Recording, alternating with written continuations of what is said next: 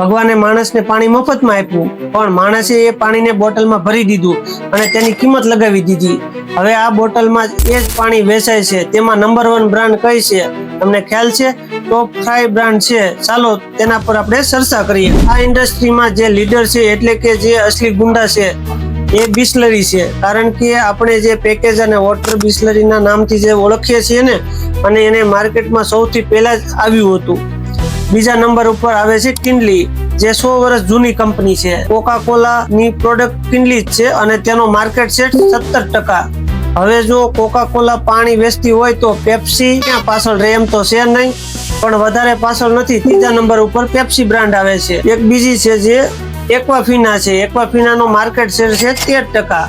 અને ચોથા નંબર ઉપર આવે છે બેલી, જે પાર્લે કંપનીની પ્રોડક્ટ છે અને તે માર્કેટમાં 3% જેટલો હિસ્સો ધરાવે છે.